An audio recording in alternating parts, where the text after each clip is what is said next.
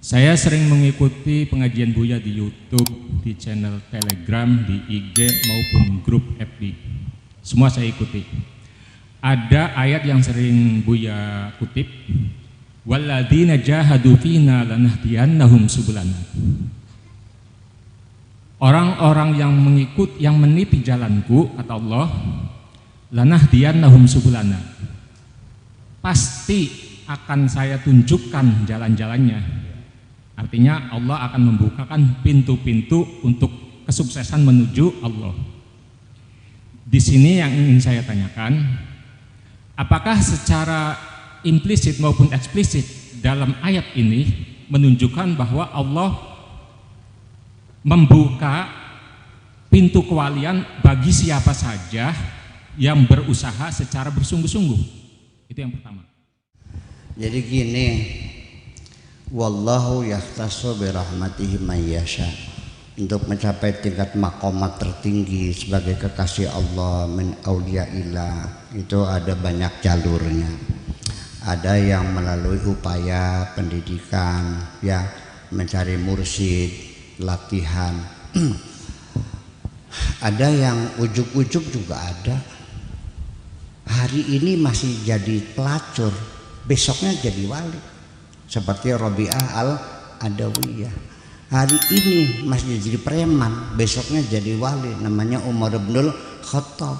Yang hari ini dia masih jadi rampok, ya, pemabok, besoknya jadi wali, namanya Dunun al-Masri.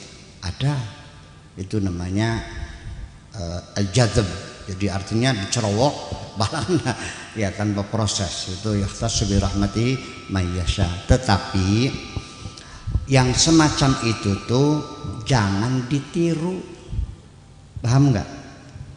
Sesuatu yang jarang terjadi nggak usah ditiru, tirulah yang lumrah terjadi, yaitu melalui mujahadah itu, paham nggak? Jadi daripada kita jatuh tiba-tiba, lebih aman itu melalui suluk, melalui pendidikan, melalui mujahadah, muadzabah, mulazamah, muhasabah, musyahadah dan muraqabah dan sebagainya. Itu perlahan. Sebagaimana kalau kita ujuk-ujuk ada di tempat tujuan, kalau ada apa-apa pulangnya bingung kita nih. Tapi kalau kita menelusuri jalan, ketika ada satu, kita pulangnya gampang, tahu jalan. Itu bedanya.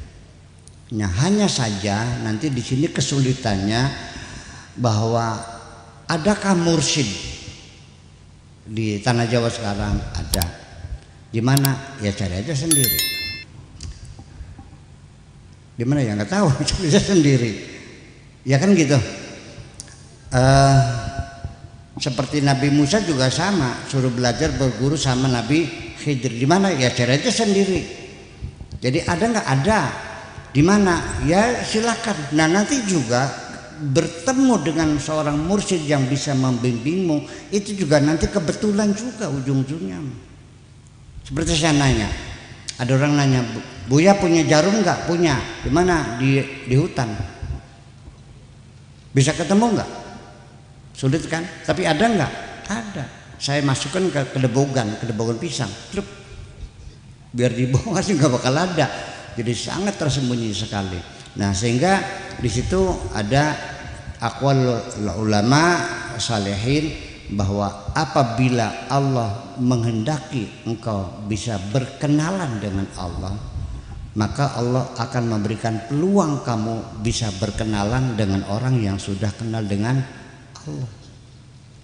Tetapi kalau memang belum nasibnya, ini cerita aulia lagi. Ada seorang lelaki yang pengen belajar benar, pengen jadi wali lah gitu. Cari muter-muter. Akhirnya jam 9 tetangga sudah berangkat ke sawah, sudah jam 5 pagi sudah ke sawah, sudah ke pasar. Suaminya hilaloh. Sampai kata istrinya, Kang, tasbih belum bisa digoreng. Sampai si tarik sapetakan ngindas sisan bangsannya mana makanya. Jadi setiap hari diomelin istrinya. Akhirnya dia pergi, udah selamat tinggal, aku pengen belajar bener gara-gara kamu ini. Akhirnya ketemu juga dengan waliullah juga. Tetapi waliullah itu ketawa, kamu goblok banget sih mencari mursyid yang hebat jauh-jauh ke sini. Di sampingmu adalah orang hebat. Maksudnya siapa? Istrimu itu waliullah. Konon. Udah sama istrimu sajalah sana katanya. Begitu pulang dihadang istri depan sambil talak pinggang, baru tahu loh ya. Ya itu artinya kita juga sama. Mungkin di pegangan ada orang yang soleh, tapi kamu hina-hina biasanya, begitu biasanya tersembunyi. Paham nggak? Nah, makanya nanti juga berapa lama ya itu tergantung kepada jadi begini, nanti mursyid sendiri sebetulnya bukan dicari. Mursyid sendiri yang akan mencari murid yang berbakat. Gitu hakikatnya. Ya. Jadi mursyid itu mencari, Syekh Abdul Qadir Jailani itu mencari, bukan menunggu, bukan, dia mencari. Karena itu kebutuhan. Nah, ada satu cerita lagi supaya tahu nanti tidak seperti itu kita berguru. Ada seorang murid yang namanya Malik bin Dinar. Sudah 20 tahun dia berguru, dia bilang, Pak Kiai, 20 tahun kita kurus ngitil-ngitil sampai langkah deradat, langkah dredet gitu. Kata gurunya, tambah 200 tahun lagi nggak akan ada deradat, nggak akan ada dredet. Kenapa? Udah pulang aja percuma, kamu nggak ada bakat. Karena hijabmu terlalu tebal sekali. Tapi saya nggak mau pulang, saya harus pengen bener. Kalau kamu nekat, siap nggak melaksanakan segala perintahku? Siap, benar, oke. Sekarang buka baju kebesaran. Ini anak raja sih asalnya. Buka baju kebesaranmu, topinya buka, ganti baju yang jelek, pergi ke pasar, bawa kasang, dikalungkan di kandang di sini. Nanti bagi anak-anak yang mau kasang dibagi-bagi, anak-anak suruh namparin kamu sambil menyanyi di pasar. Akhirnya orang sepasar menganggapnya orang gila. Berbulan-bulan setelah itu dipanggil lagi, apa yang kau rasakan setelah mereka pelatihan semacam itu? Dia cerita, Pak Kiai, sekarang saya baru bisa rendah hati yang sesungguhnya. Selama itu masih ada kesombongan dalam hatiku ini. Nah, apalagi itu tentang masuk surga gara-gara sholat. Nabi bilang, ini kesombongannya, jangan bermimpi orang sombong bisa masuk surga. La yadkhulu ahadukum al-jannata man kana fi qalbihi mithqalu habatin minal kibriya. Enggak bakal masuk surga orang yang hatinya ada sombong sebesar atom pun. Sombong? Saya mau nanya, ibu-ibu pengen masuk surga enggak? Ada sombongnya enggak? Benar. Yang hidungnya mancung suka ngeci yang hidungnya pesek enggak? Ini kan saya suka nguping sama ibu-ibu nih. Kalau yang merasa cantik aja melo-melo, mana ketularan beli sake. Sombongnya keluar juga kok. Masya Allah. Terus sudah pernah masuk surga belum? Belum juga. Yang makhluk yang sudah di dalam surga karena sombong dikeluarkan lagi kok. Sombongnya apa? Hanya merasa lebih baik. Qala ana khairun minhu, aku lebih baik dari Adam. Out, pergi, beli kanggokin. Bayangkan, lu akan bermimpi masuk surga. Kesombongan masih tebal seperti itu. Paham nggak kira-kira begitu? Nah itu. Nah, adapun ada orang nanya, Buya, ya sudah mursyidnya Buya aja. Saya bukan mursyid. Enak banget, mesti disapa kan. Tapi kalau kamu mau belajar benar bareng-bareng mangga, saling mengingatkan, saya bukan mursyid, kan begitu. Mau belajar mangga, saya juga lagi belajar. Saya juga masih nembe lagi garap mulai belajar benar. Masih nembe lagi garap mulai belajar. Tadi benar dulu. Masih ada. Iya. Nah nanti ketika engkau ikut aku sampai di tengah lautan, jangan bertanya tepinya mana, cari sendiri. Siap gitu? Enggak usah ya. Saya tidak bertanggung jawab semacam itu. Nah jadi artinya mujahadah itu lebih penting.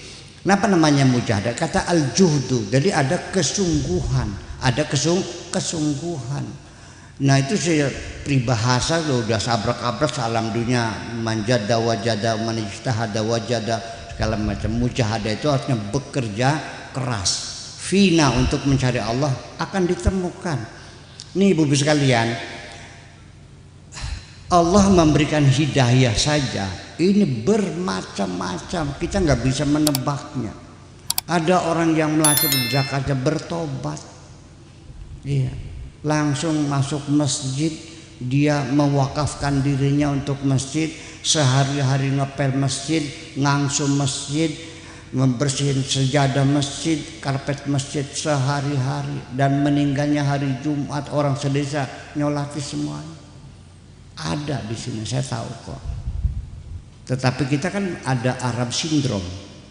Kalau mencari perempuan wali selalu ke sana ke Arab, Robiah al-Adawiyah. Di sini juga banyak kok.